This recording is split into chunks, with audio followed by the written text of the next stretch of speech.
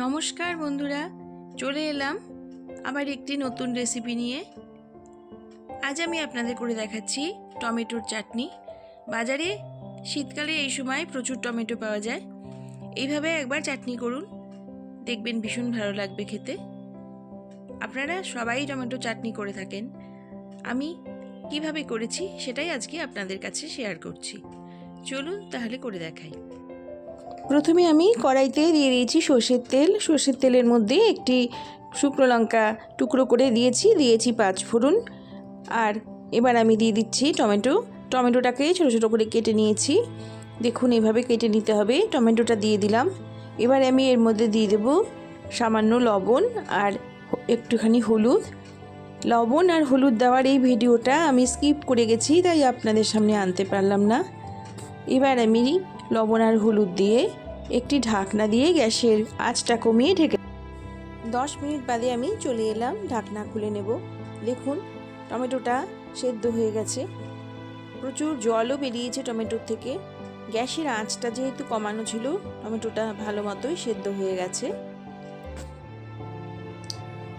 এবার আমি খুন্তি দিয়ে টমেটোটা একটু ভালোভাবে ভেঙে দিচ্ছি। যেটুকু আস্ত আছে সেটুকু খুন্তির সাহায্যে এইভাবে চেপে চেপে ভেঙে নিতে হবে। টমেটোটা গলে গেলেই বেশি ভালো হবে খেতে। দেখুন টমেটোটা কিন্তু একদমই সেদ্ধ হয়ে গেছে।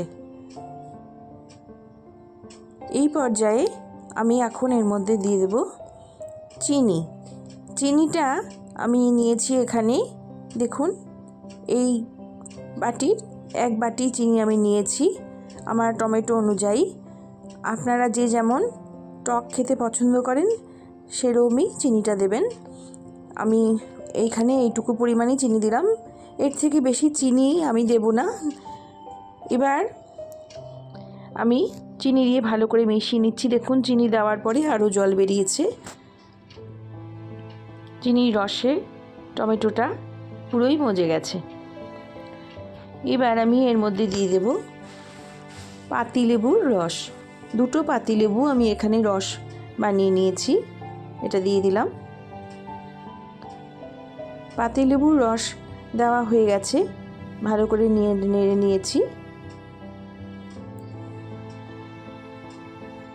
এবার আমি এখানে দিচ্ছি, দেখুন আমি এখানে নিয়েছি খেজুরটাকে দানাটা ভেতর থেকে ছাড়িয়ে নিয়ে এইভাবে লম্বা লম্বা করে কেটে নিয়েছি আমার হাতের 1 মুঠ আমসত্ত্ব।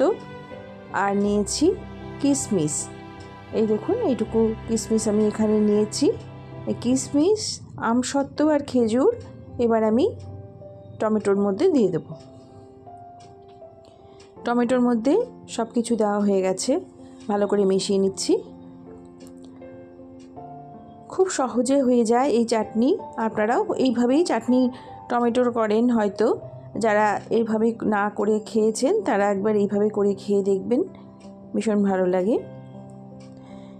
এবারে আমি গ্যাসে একটি ফ্রাই প্যান বসিয়ে কিছু মশলা ভেজে নেব।